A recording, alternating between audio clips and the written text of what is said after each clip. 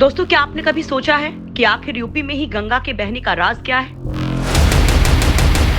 UP की धरती में आखिर क्या है गंगा का सबसे बड़ा रहस्य?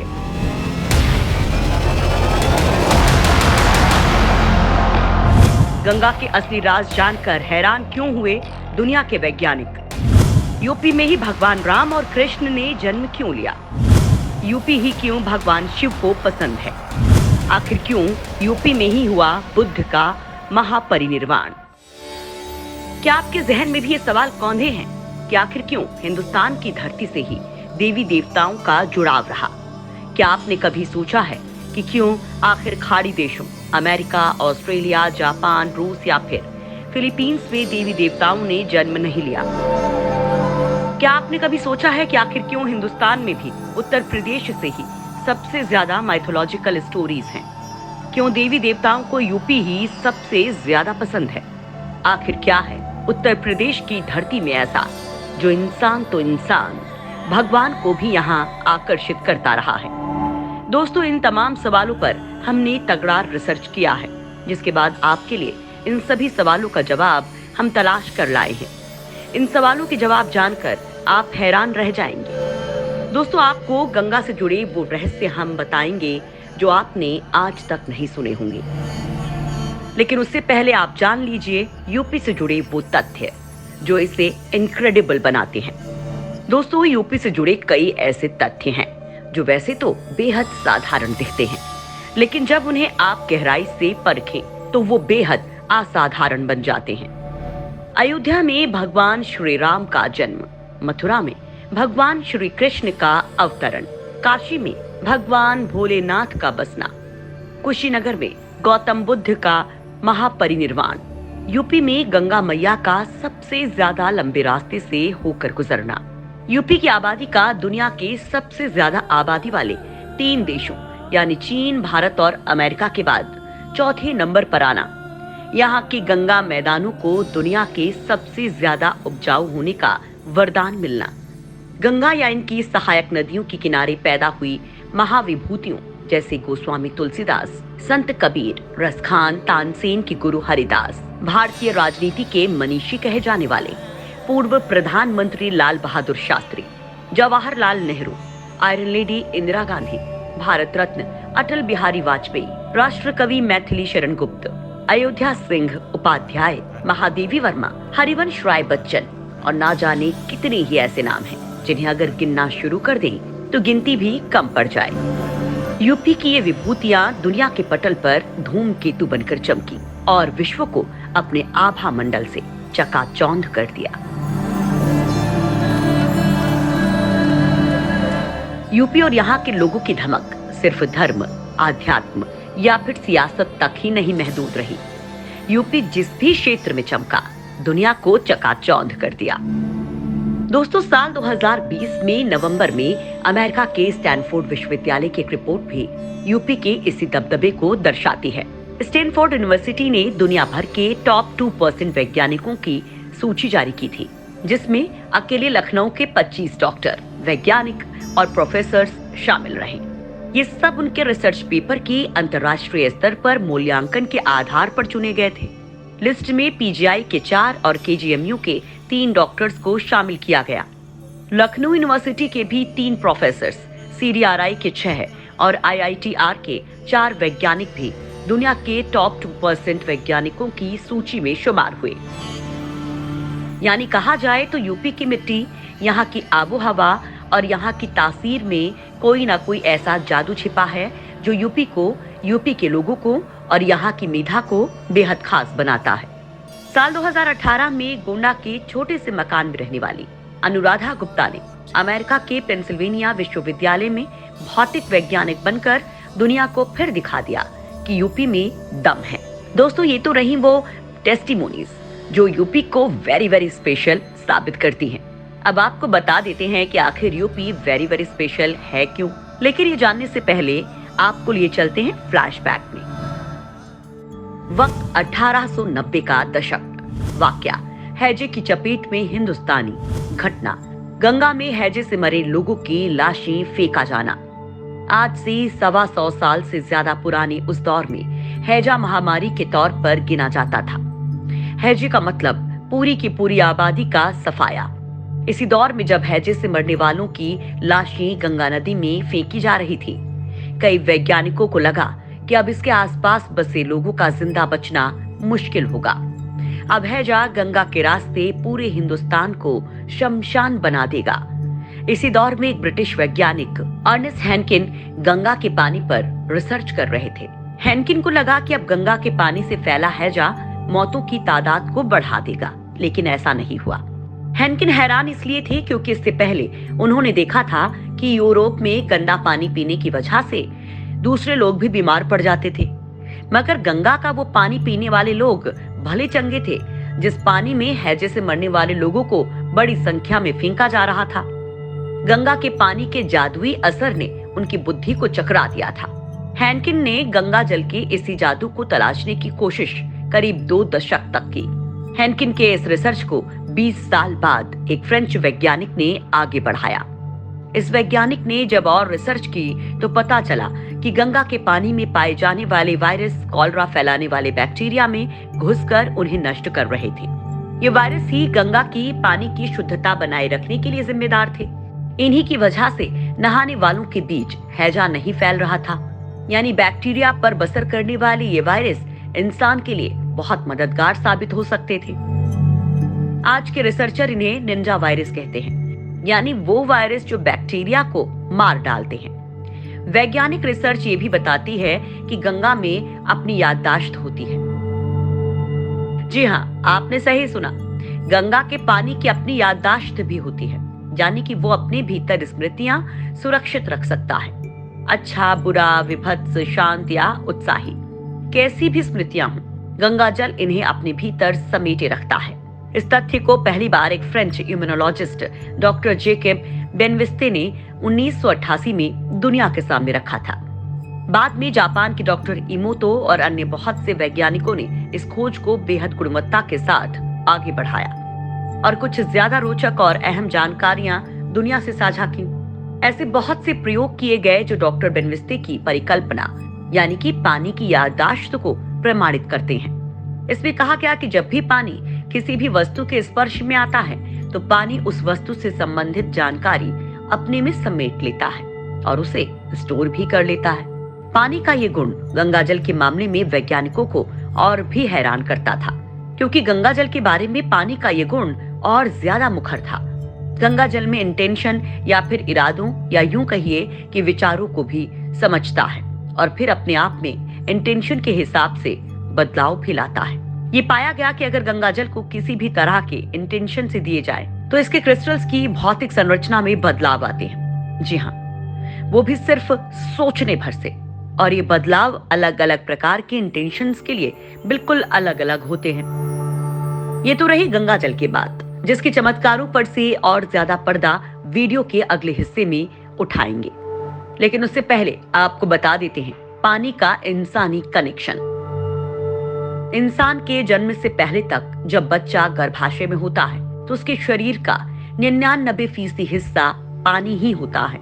जब हम पैदा होते हैं तब तक हमारे शरीर में पानी की प्रतिशत मात्रा 99% से घटकर 90% तक पहुंच जाती है। औसत वयस्क मनुष्य के शरीर में 70% हिस्सा पानी ही होता है। शरीर में पानी का घटता स्तर जीवन स्तर और उम्र पर भी असर डालता है। समय के साथ शरीर से पानी घटता रहता है, जो 50% से नीचे आने पर जानलेवा होने लगता है। दोस्तों, अब तो आप कुछ कुछ समझ ही गए होंगे कि हमारे शरीर से पानी का कितना गहरा संबंध है। और अगर बात गंगा जल की हो तो ये और भी खास हो जाता है, क्योंकि गंगा जल पानी से कहीं ज्यादा ऊपर है, पानी से कहीं ज्यादा चमत्कारी, पानी से कहीं ज्यादा निर्मल माना जाता है। और यूपी की बड़ी आबादी इसी गंगा जल के संपर्क में रहती है। यूपी का बड़ा भूभाग किसी न किसी तरह इसी गंगा जल से सिंचित होता है। यूपी की मेधा में कहीं न कहीं इसी गंगा जल की प्रतिकृति दिखाई देती है। यही वजह है कि यूपी की आबादी दुनिया में हटके होती है। यही वजह है कि देवों ने भी गंगा और इसके आसपास के क्षेत्रों को अपने निवास के लिए चुना। यूपी की मिट्टी का यही जादू है कि भगवान भोलेनाथ काशी में आकर बस गए। अयोध्या में स्वयं भगवान विष्णु ने श्री राम के रूप में अवतार लिया। नेपाल में जन्मा राजकुमार सिद्धार्थ गौतम कुशीनगर में महापरिनिर्वाण प्राप्त करके भगवान गौतम बुद्ध हो गया। यूपी की सी मिट्टी का करिश्मा है कि श्री हरि का मथुरा की जेल में एक ग्वाले के रूप में प्राकट्य हुआ और विश्व को भगवान श्री कृष्ण के रूप में गीता का ज्ञान दिया। दोस्तों, उत्तर प्रदेश की बड़ी आबादी किसी न किसी रूप में गंगा जल के संपर्क में रहती है, प्रत्यक्ष या अप्रत्यक्ष किसी भी रूप में। गंगा जल से बने बादल यूपी के पूरे तराई इलाके पर गंगा जल बरसाते हैं। उत्तराखंड में गंगोत्री से निकली गंगा ऋषिकेश हरिद्वार होते हुए यूपी में दाखिल होती है।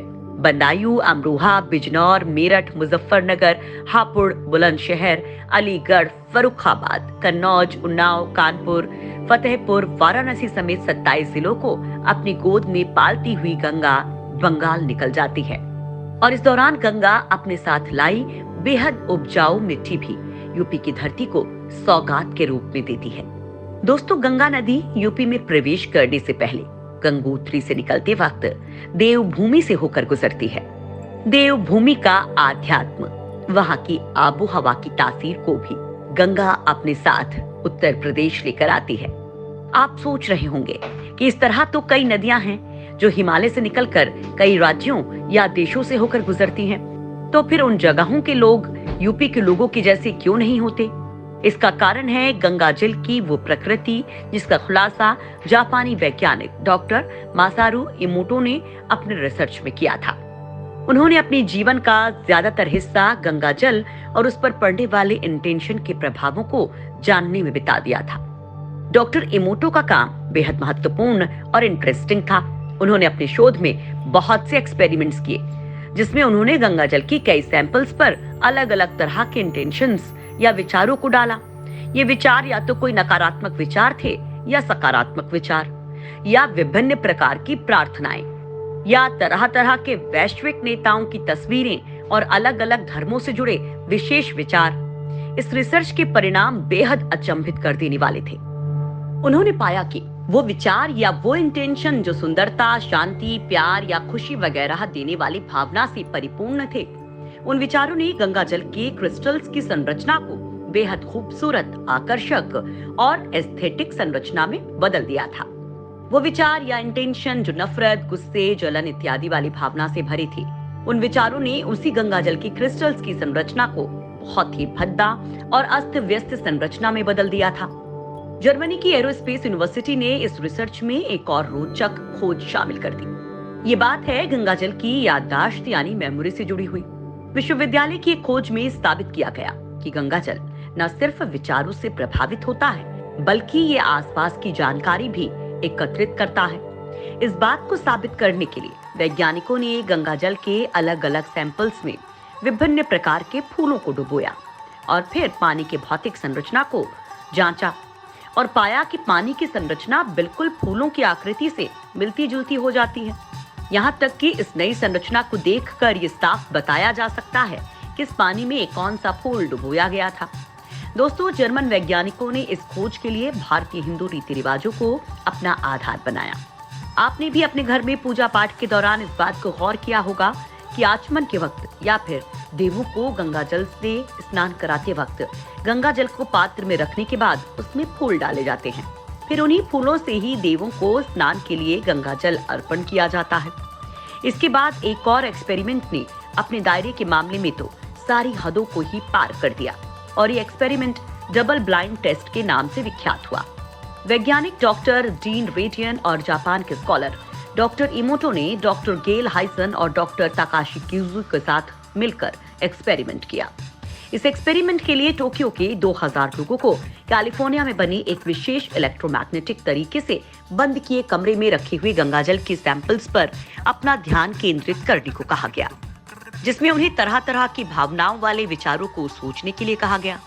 ये एक्सपेरिमेंट लगातार 3 दिन तक चला। बाद में बंद कमरे में रखे गए पानी की बूंदों के एक बहुत ही एक्सपर्ट तकनीशियन की टीम ने तस्वीरें खींची।